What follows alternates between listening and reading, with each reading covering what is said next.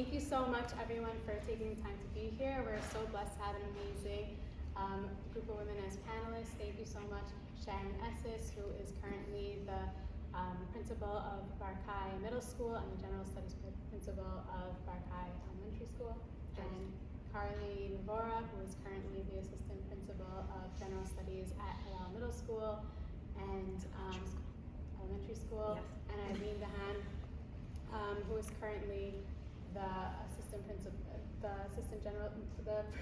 sorry, Jessica's attention the principal of, remind me the name of the school. The General Studies at Yeshiva Katana. General Studies Yeshiva Katana. Thank you so much for being here. And my name is Esther Betesh. I'm currently the director of Melamedet, and I'm a doctoral candidate at Yeshiva University.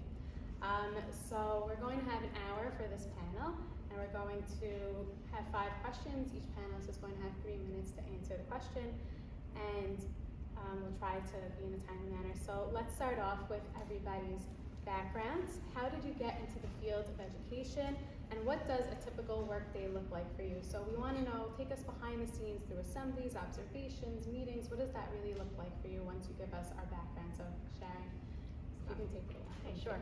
So I got into education, I would say by mistake. My whole life I was interested in nutrition and sciences, and I thought I was going to become a nutritionist. When I graduated high school, I wanted to attend seminary in Israel for the year, but my parents didn't allow. And my father was very into education. You have to go get your degree. And I found a seminary that I would allow me to get a teacher certificate at the end of the year. So I would go, I would take pedagogy courses, be a student teacher at a yeshiva in Jerusalem, and I would finish the year with a certificate. And that was good enough for my dad. So I went to Israel for the year and did that, and I fell in love with education, the whole process of it, the behind the scenes of it. I was a counselor my whole life. I knew children, but the whole behind the scenes of what goes into becoming a teacher and educating children and molding children and taking care of children was very interesting to me. So when I came back from Israel, I shifted gears and went into education. I got my degree in education, started teaching. And through teaching, and everyone knows this, you know, when you're in school, it's one thing, but when you're actually in the classroom, it's totally other thing. And like all these questions started popping in my head, like why is this child not learning and this child learning? Why are we teaching a curriculum in this way? And very frustrating questions started entering my mind where, and every time I would speak to my principal, she would say, oh, you should read this book. Oh, you should look at this educator. So I started reading books and really, you know, developing a philosophy of education that really I use till today. That is my path. It's what I believe in. So that's how I got into education. What's the other question? Oh, a typical day. Behind the scenes of a typical day, yeah. So a typical day now as a principal is the day flies. There's never enough time. I start work at 8 o'clock. I finish at 4:30. So I'm involved in a lot of the planning aspect of school, what we teach, how we teach, what the school feels like. So it's a lot of meetings, brainstorming meetings. I'm lucky, I'm fortunate that I love my colleagues because we spend a lot of time in the room together planning. So a lot of the time is that. Second part I would say is teachers.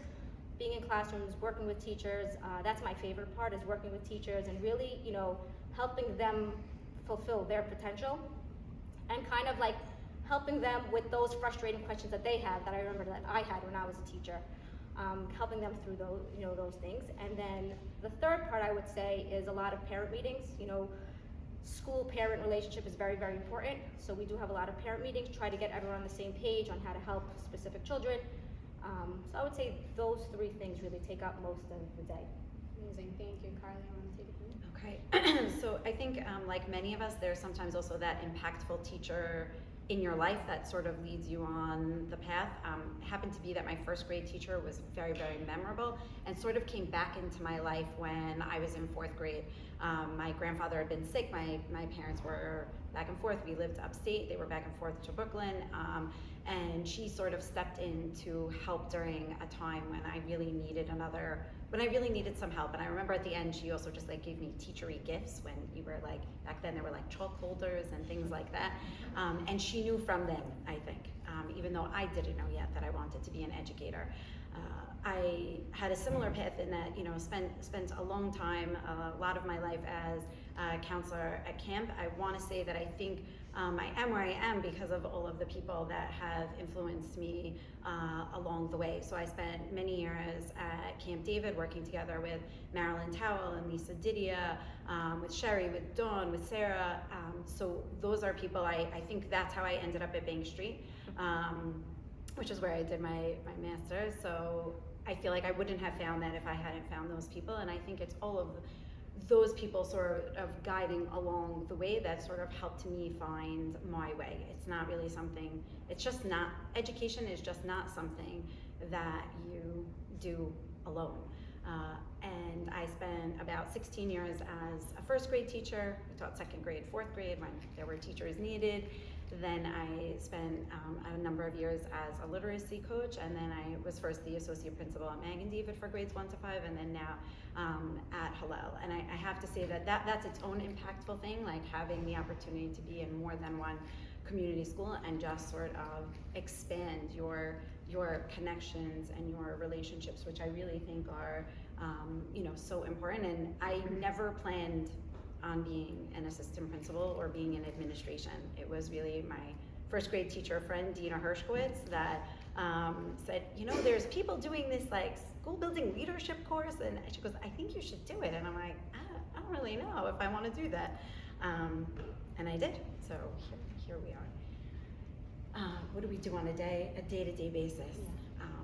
I guess the question is, what don't we do? So That is the question. right, and I know you said the hours, but I also know that the hours are not the hours. So those are the hours where we're in the building. It's everything. So again, it's being present. It's being present for the students, for the teachers, for your colleagues. Meetings with administration, meetings with teachers, working on curriculum. For me, my job is really just, I see my job as being there for everyone else.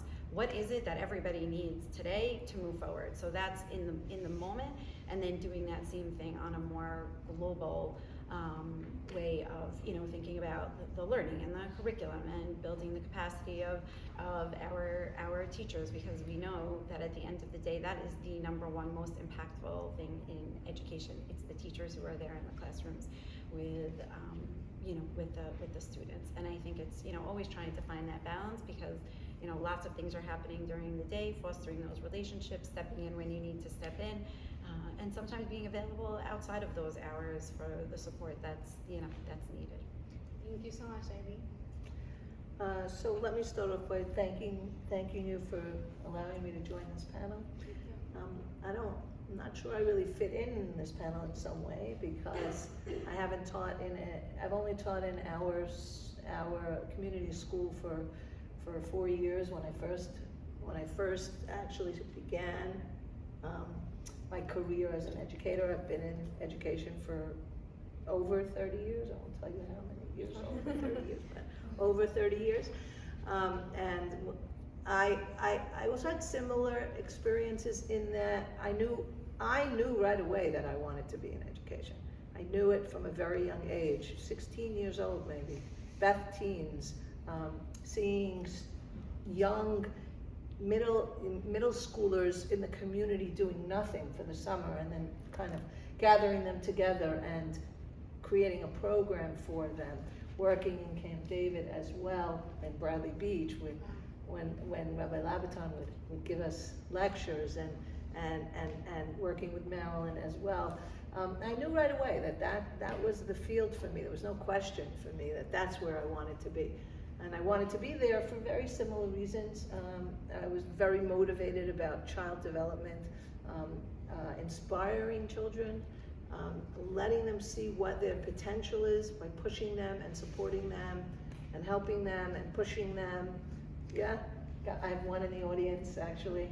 I thought maybe there would be more, but thankfully there's only one. She's a recent one. So when I graduated, I went right in.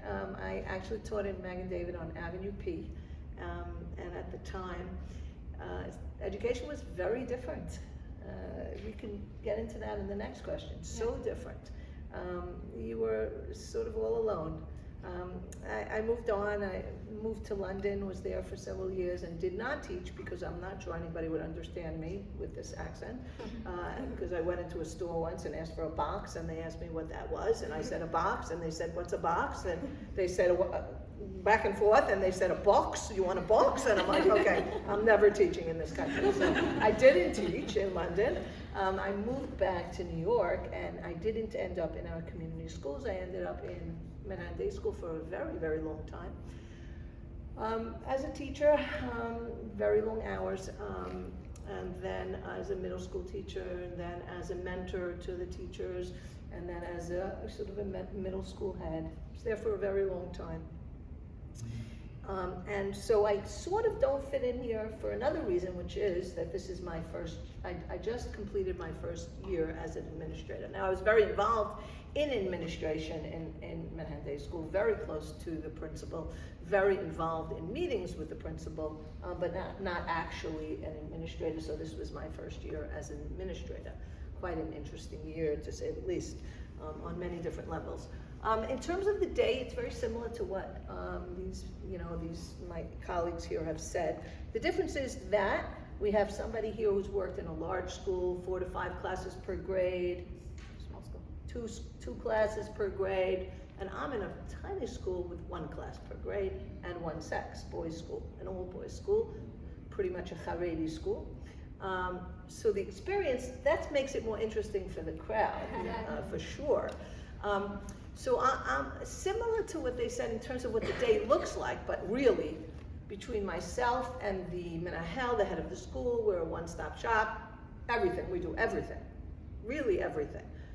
Meetings about construction, meetings about talking about boards, what we want to do in terms of the board, the future, meeting with new parents, screening students, behavioral issues. In middle school, which is normal, all middle schoolers have some behavioral issues, working with parents, meeting with parents, early intervention, supporting teachers, professional development. Anything that's on a principal's list is what we do, myself and my partner. He's a very dynamic person, and so it's a pleasure working with him. The day is quite busy. Excuse me? I said amazing. It's so nice to have such a different perspective. So it's good because you'll see in the other questions that because it's a Haredi school and it's an all boys school, clearly there's a lot of differences. For sure, there's conversations about curriculum, whether or not we want to build a stronger reading department. Are we happy with our reading department? Are we happy with the curriculum and the benchmarks? But again, that has changed significantly over the years, and I'm not going to address that now, but I do like that this panel is diverse in that way, gives you all a little bit of a flavor of the differences. And if you don't mind doing it all, then you might like working in a school where there's only 1 class per grade. Exactly. And I'll leave it at that. Amazing, thank you so much. There has been a lot of research and countless models of education throughout our lifetimes. How have you seen models of education and educational leadership change from when you began until now? And how has that changed your approach to your respective roles? So let's start with Carly, if you don't mind.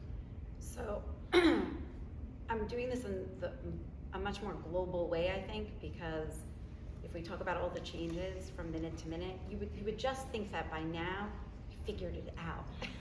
So that's why I'm always amazed when there's another new book and I'm trying to read them all.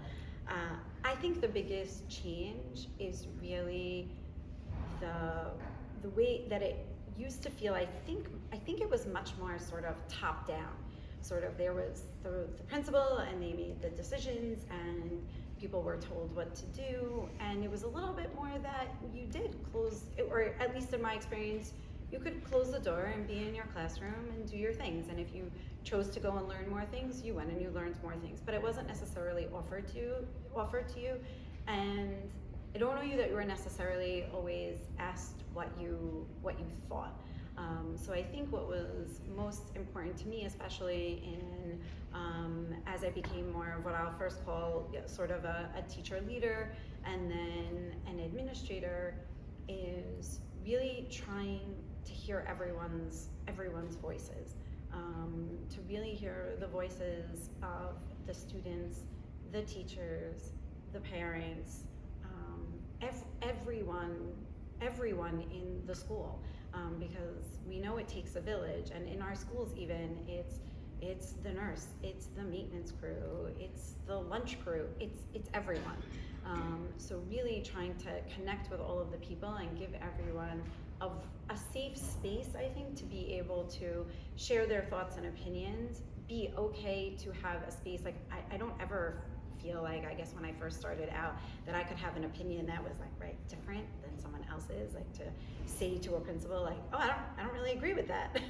And I really try to create that space, because there are going to be moments where we don't agree, or that we just need to take a moment to listen and to see things in a new way. So my goal, I think, really in my role is that everything should be collaborative. Of course, once in a while there are decisions that just need to be made, and I think it's okay that a decision could be made that someone disagrees with after they've had the opportunity to at least share it. It doesn't always mean we're gonna end in a place, but there's still something about being heard, and I think that's really important for the students too. Whenever I'm talking to students that are either having a hard time, or if a disciplinary thing comes up, I think they know I can share my side of the story. This person's going to listen to me, and I think that's the most important thing, is really that it's a collaborative effort, and it's everyone working together, and it's not just everything being sort of pushed down onto everyone else. Right, exactly. And then sometimes they will be validated, and sometimes they won't, and that's okay. They know you're there to listen to them. That's so nice. Thank you. Eileen, you want to continue? Do you want me to repeat the question? Or? No. Okay, good. Awesome. So I think it's changed dramatically. I do agree that it was started out top down, but my experience was a little bit different in that, yes, top down, they made the decisions. They didn't involve you in any of the decisions, but what went along with that, and these are just my experiences, not necessarily the same in all schools. So Mag and David hired me, put me in a classroom, and said, very nice knowing you, 5 classes per grade, and basically sink or swim. And that went on for 4 years. I didn't think I would make it through the first year. I cried every single day because it was so hard. It was so hard. And there were teachers there to help support me. But principals, I had no interaction with principals. The only interaction was the 2 observations that I had in the 4 years. Each year there were 2 observations, and that was the end of that. No PD, no conversation about curriculum, no curriculum handed to me. But I loved it. The experience was wonderful. And so there was some aspect of that, you're the professional, you're in the room, and you should know what to do, that was for me very dynamic, because it gave me the ability to be creative, so creative that once when I was teaching about fish, I brought a fish in, and I put it in the closet, and I left it there overnight, and the Hebrew teacher wasn't very happy with me the next day, but I wanted to show them the vertebrate, because we were learning about vertebrates and invertebrates, yeah. But the relationships that I built with those students in those 4 years that I was there, thankfully nobody's here, because that would really show my age. But I see them today in the streets on Norwood Avenue, and they stop me.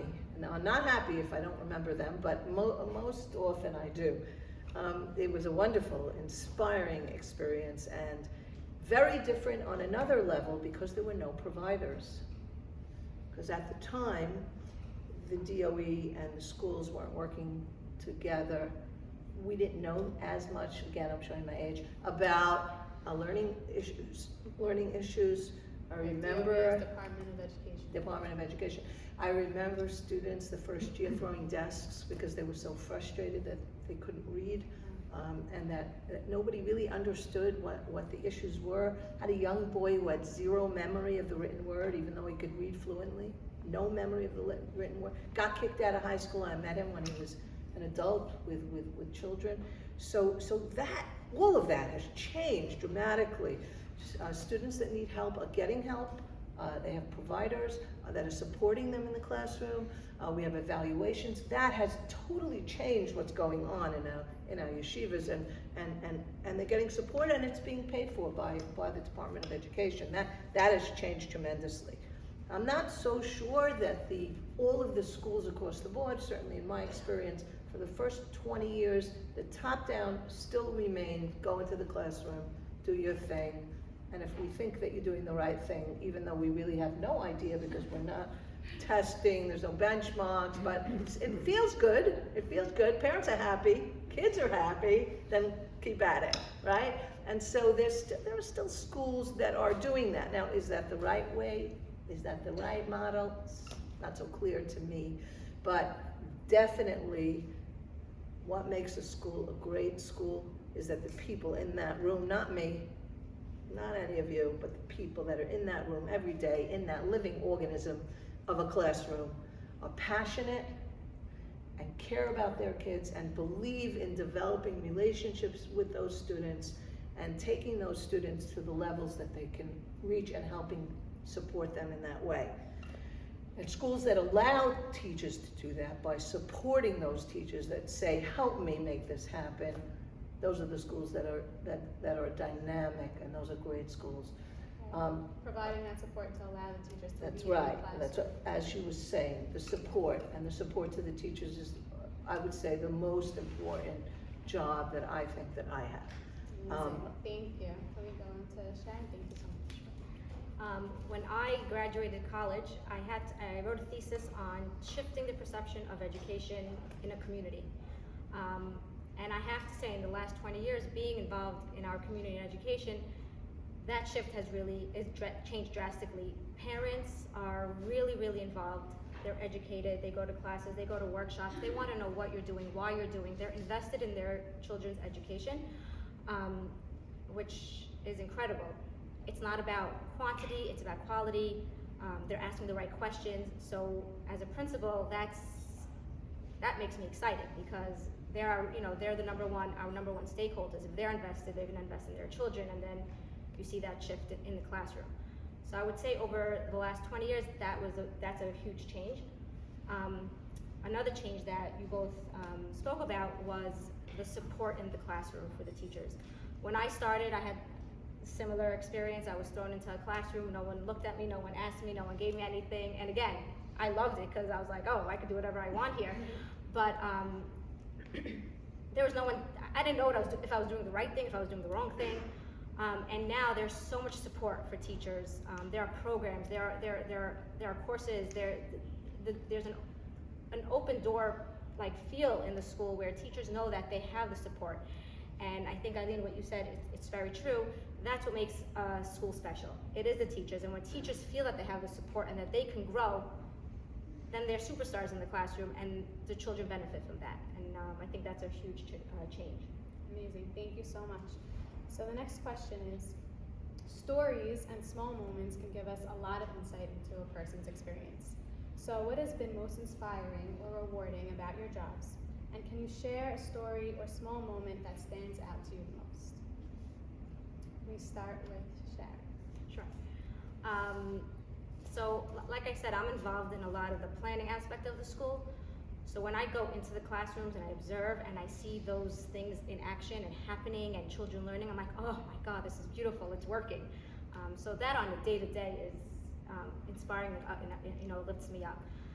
Two stories that I could share, two short stories, is that okay? Yes. Okay, so one was more as a teacher than one as an administrator. Perfect. As a teacher, I had a child in my class who for sure had learning challenges. At that time, we didn't know what her learning challenges were, but she struggled tremendously in the classroom. Sweet girl, great parents, did not cause any trouble in the classroom, but she wasn't learning. But she was a great storyteller, and her writing she couldn't write, but her ideas were incredible. And we were writing a book, and I helped her write it. She told me the story, and we did the whole planning, the way every child in the class did, but I did the writing for her. And she finished with this gorgeous book, and her book was about a girl with a learning disability.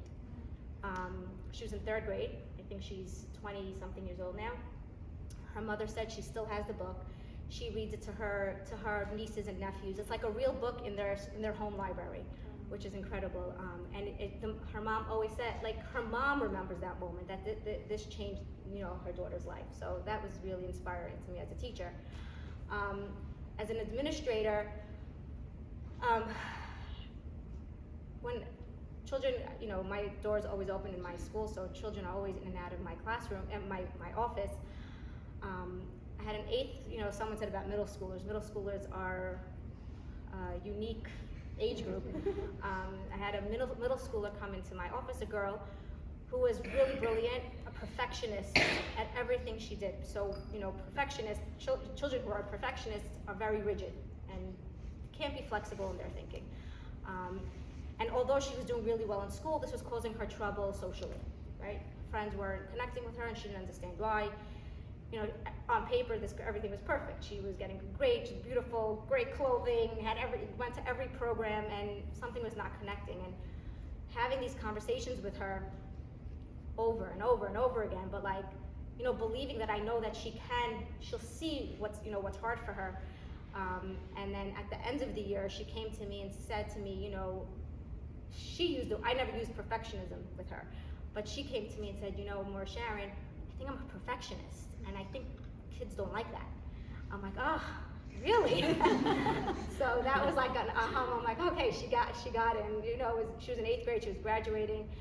Her mom called me and said, thank you so much for helping her, because this is the age where they make friends, and this is going to open doors for her, that she realizes where she can change and what she can do differently. So that was really inspiring to me. And our day-to-day, I think Carly said, it is so just putting out fires and helping everybody that you don't see those moments. So when they do come, you want to hold on to them and really appreciate it and enjoy it and say, oh, okay, we are making a difference. You remember why you started. Yes, exactly. Amazing. Eileen, you want to go next for this one? Okay, I could just share a few short ones. One from this year, I could say, we had a middle school young man who was really struggling, couldn't focus on anything. So as an administrator, you really can bring in parents and say, this is not okay, you need to get your son help. And the best part of it is they did. And then he came to me in June with a big smile on his face and beautiful dimples, and handed me, just didn't say anything, showed me 99 on his science test. This is a student that really struggled academically. He had a SETS provider, but he couldn't focus for 5 minutes, and he was beginning to feel very bad about himself. So as an administrator, you really do. You have to say to yourself, I have to say to the parents what I think is right. Now, whether or not they take the decisions that you think are best, okay, but at least you know that you've done what you think is right for them educationally, emotionally, socially. And so that was a wonderful experience for me. In terms of being an educator for so many years, I could share one about you, but I'm going to leave you out of it. Is that because you have the potential to really support young people. I had a student in my class a very long time ago. She's a young mother now with 2 children. And the relationship was so strong that she called me when she was in trouble and said, and I knew she needed help. Things were not going well for her. And so knowing that you can be a person in their lives that not only shows them what they're capable of doing, but you're there to love them and support them always, and be a friend to them always. Yeah, that is the they most. They felt comfortable to come to you. That's the most inspiring, and even the ones that say, "Wow, you were so tough, so ridiculously tough," but they tell you that after 20 years, and they're smiling. Sometimes that 1 or 2 that didn't smile after 20 years, and they came to me when I was eating dinner and said, "Well, this is what you did to me," and I'm like, "Okay, I'm so sorry." But mostly it's how you teach them what they themselves can be, the beautiful people, and what they're really capable of doing. And that is the most inspiring part of being in education, being able to do that, either as an administrator, because I know every single student in my school, because I only have 1 class per grade. Wow. And that's so special. That is special. That's what I like about being in this school. Amazing. Thank you. Carly? So I think I'll focus a little more on the adults for a moment and say, one, I've been honored enough to work with students who are now teachers that I work with. So they were once my first graders, and now I have had the opportunity to work with them as colleagues. And that's always a very special thing, especially when you can still picture them like on the floor during story time, and now they're the people that are leading in the classroom. So that's been a nice part of the journey. I think really just a memorable moment for me this year is transitioning. Once you've worked in a place for a really long time, it's sort of hard to imagine that you could work anywhere else. And I'm sure there was a time where I'm like, I can't work anywhere else. I'm a magazine, but I can never work somewhere else. Like, how will I know what to do? And I think everybody at some point in their life sort of has a little bit of that imposter theory, where all of a sudden you wake up one morning and you're like, am I really supposed to be the assistant principal? Do I know all of these things? Like, you just grapple with that. There happened to be one day this year where I was fortunate enough to go to the bar mitzvah of a close friend at Mag and David, while I was currently working now at Hillel. So the first surreal part was just, I walked in and everyone just said hi as if it was a regular day. And then it was like a minute later, they're like, hi, and I'm like, oh, hi. And of course, if anybody's been at Mag and David, you all know Al, the guard, right? Because that's like the most important person in the school. It's like, Al's like, oh, hi, Carly. And then I'm like, hi, Al. It's like, oh, hi. And I distinctly remember, after being there and saying hi to everyone and lots of hugs and kisses and all of that, was leaving and calling my husband and saying, I am so lucky that I had this, and I am so lucky that I love the place that I am in now also. I don't think everybody has that unique opportunity, because otherwise I would have imagined that I would have been sitting in the car crying and being like, we're gonna have to go to this other place. And I didn't, I felt like that appreciation, and of course that sadness for that loss that I don't have on a day-to-day basis. And then when I walked into Hillel, maybe, I don't know, it was an early bar mitzvah, maybe it was 2 hours later than usual, being welcomed with, hi, is everything okay? We missed you this morning. I'm like, it's been 2 hours. Like, I didn't even think anyone would have noticed that I wasn't there. So I think to sort of, I guess, have that unique opportunity to know that, not so much notice, but that you were there and that people felt that, and that they notice if you're there and you're not there. It's not about me. It's about everyone. It's about everyone else. It's about being there to support everyone, but having that moment and just feeling really, really grateful to just have expanded my connections, because you also know when you're a teacher or a principal, like, you work with your friends. You don't have so many friends outside of that. That's sort of what builds your friendships and your connections. And I just feel very grateful to have that now, just on a greater level. Thank you so much for sharing. The world as we know it has changed drastically over the last several years. This generation is experiencing school in a completely different way than any of us ever have. Between COVID fatigue, social media, and real-world challenges, how do you address the ever-changing and ever-evolving social-emotional needs of your students? Take us through that process. Sharon, if we can start with you. Wow, okay. So I have to start by saying that over the last 4 years, my opinion on technology, social media has drastically shifted. If any parent comes to me now, I would say, do not give your child a phone, do not give your child a device, wait as long as possible. Just like we wait to teach a child how to cross the street until they're developmentally ready for that, we have to teach children how to navigate social media, and children at a young age are not ready for that. So in that respect, I would say just wait. That's the message I send over and over. Their social emotional needs have shifted greatly, definitely since COVID. It's a real thing. We see it every day in the classroom, in every class, every gender. Kids who don't struggle in school, kids who do struggle in school. There's a change, you feel it. And I would say the number one thing that I would say to do, and it's a simple thing, is have the conversations, the uncomfortable conversations with kids, with their parents, from when they're young. help them be comfortable with those feelings that we don't like, the anger, sadness, jealousy, whatever it is. Give it words, make it real, it's okay, and help them be comfortable with it, because as they get older and those feelings are more intense, you want them to be comfortable with that. And being in middle school, that's the biggest shift I see. I see middle schoolers who are struggling academically or have learning issues, focusing, or anger about something, and they don't know what to do with it because they don't have the words and they're not comfortable just to sit with it.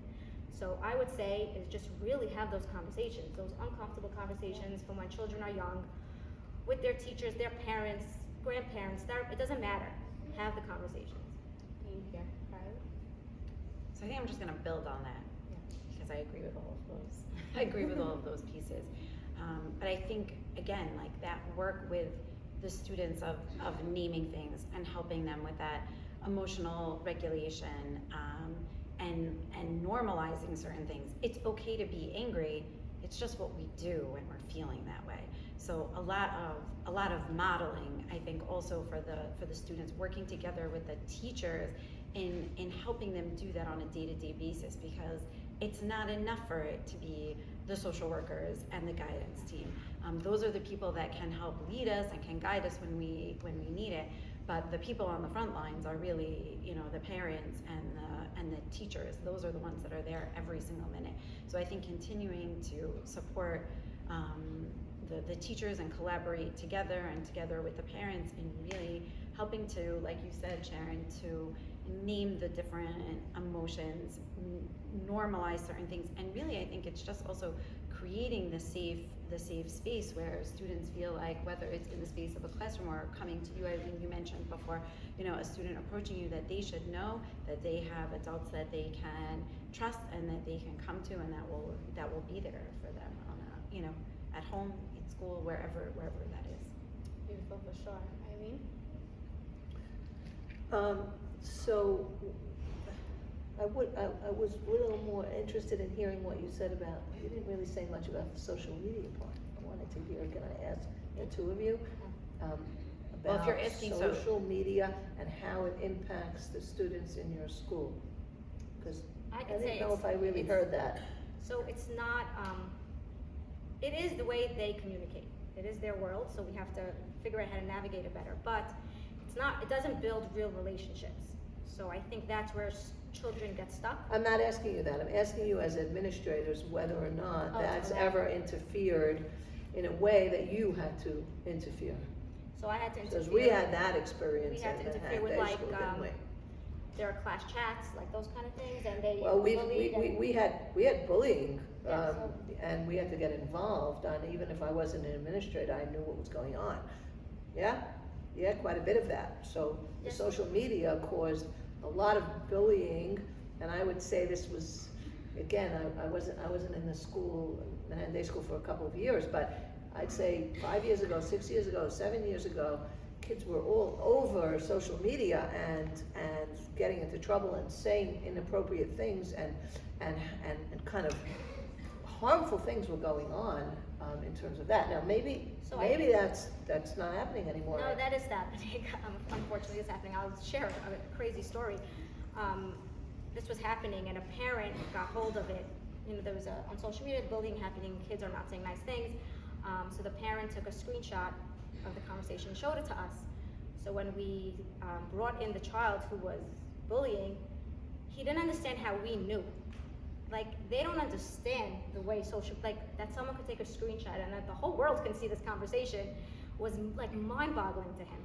And that's why I said, like, they're not developmentally ready for that kind of,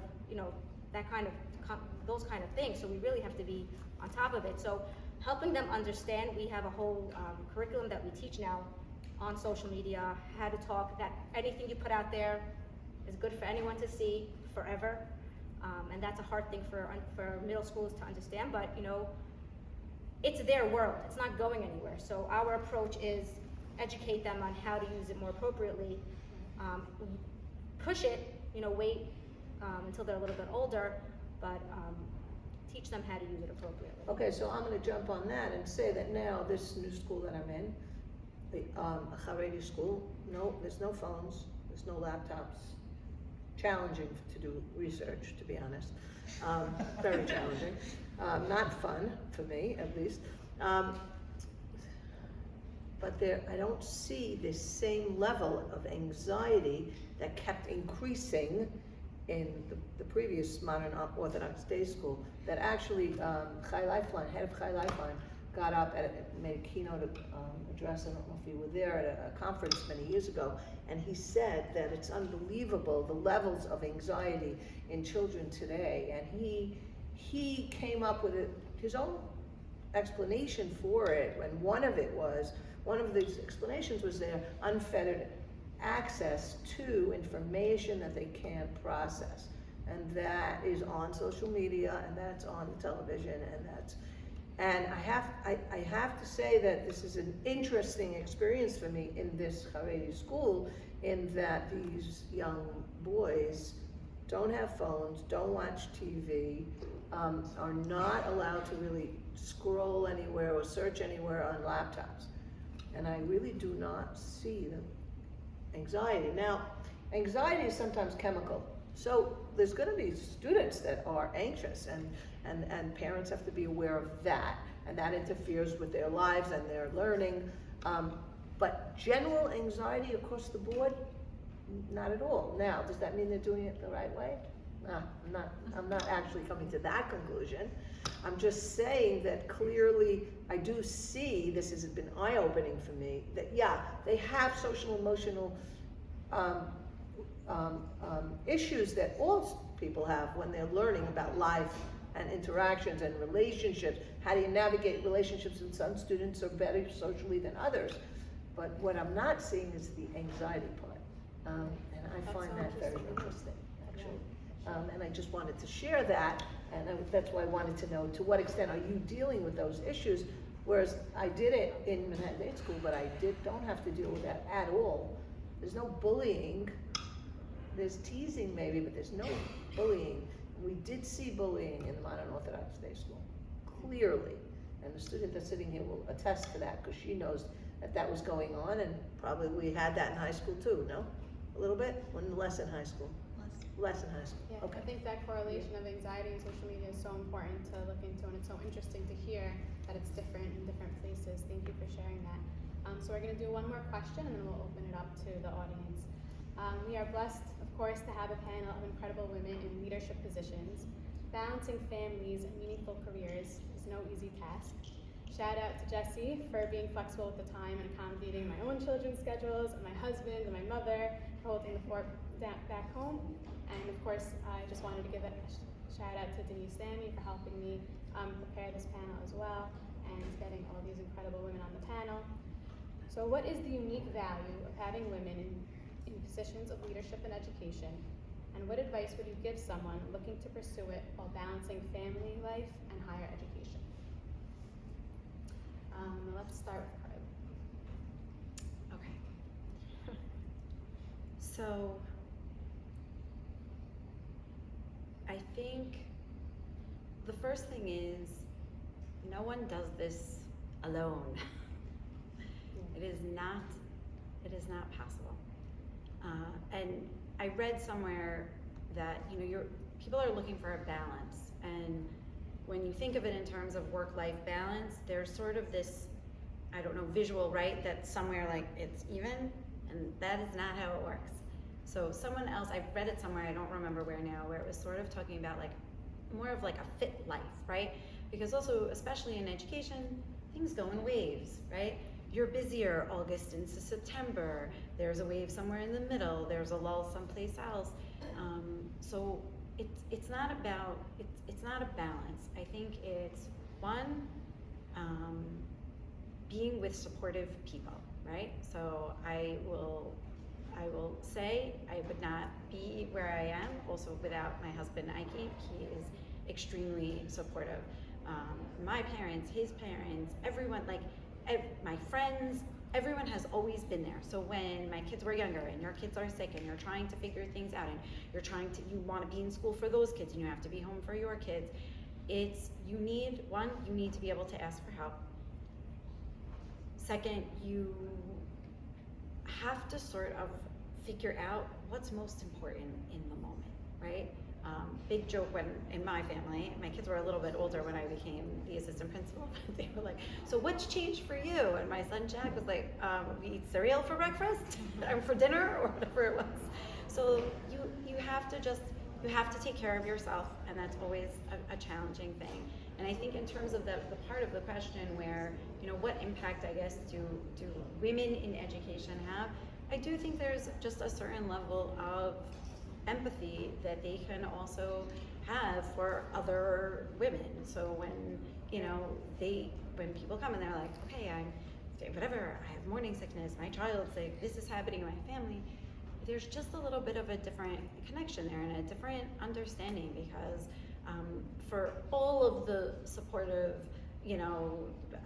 husbands and fathers and people that are out there, at the end of the day, they don't always live with that, like, I don't know, sort of maternal need to be the one taking care of everybody. So I think we bring that with us no matter what, and so we can empathize with other people in that space, and it's okay. It's not just okay to ask for help. You need to ask for help, and you need to take care of yourself, because we also live in a I think also in a community where it's like it's the food and it's the cooking, and you have to take care of everyone and you have to put everybody else first. But if you do not take care of yourself, it is so true.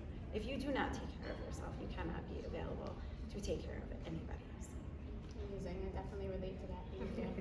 Thank you. Whoa, you jumped on that. Look at you. I'm going to address the question about female and males. I'm going to have to say my own personal experience, I didn't find that it was female or male that made a difference in terms of their understanding of the fact that we'll have families, and our families always will come first in the ways that we say, I can't be here. I could share that I had a family issue many years ago, said to my principal, I have to leave twice a week at 2:00. He said, what can I do for you? That was his answer, actually. He didn't say, what's the problem, why, was, if I could do anything to help, that was his response. The same for the one that I work with now. I think that it really depends on the individual and the sensitivity. I worked with women administrators who didn't have a sensitivity. I worked with women that did. I worked with men that did. I worked with men that didn't.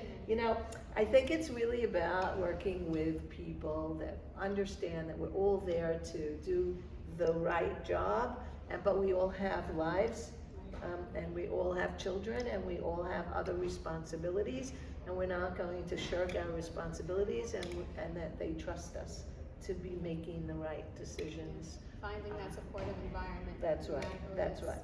And working with principals that know that, and just say, whatever you need, I'm there. What can I do to help? And that's, I think, what principals need to do. They need to be there to say that to you. Because then that teacher will do whatever they can for you at any time, because that's the partnership you have, both with your husbands and with your children and with your colleagues and with your partner, let's say your principal partner or whoever that may be. Thank you. Sharon? So I think I'm going to focus more on the balance. And I would say this, I think, to anybody pursuing any career. In order to find that balance, I think you need three things. I think Carly said a support system is really important.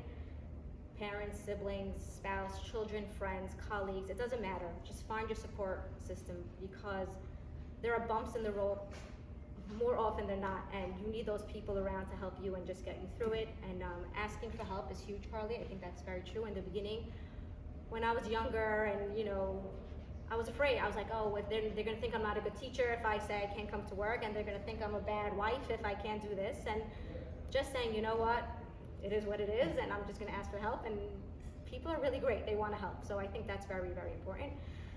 The second thing is passion. You really need to have passion for what you do. Carly, I said I'm going to share a story from you. I don't know if you know the story. When I worked at Meg and David, Carly was there a couple more years before me, and I just started teaching. I was working part-time, And Carly said something like, I'm doing this for 10 years. And I like rolled my eyes. I'm like, oh, 10 years? I'm never doing this for 10 years. But when you fall in love with what you do, it's not a job. It's, your colleagues are your friends, and it's part of who you are and part of your life, and it just makes it exciting. So whatever you do, when you have that passion, you find the balance.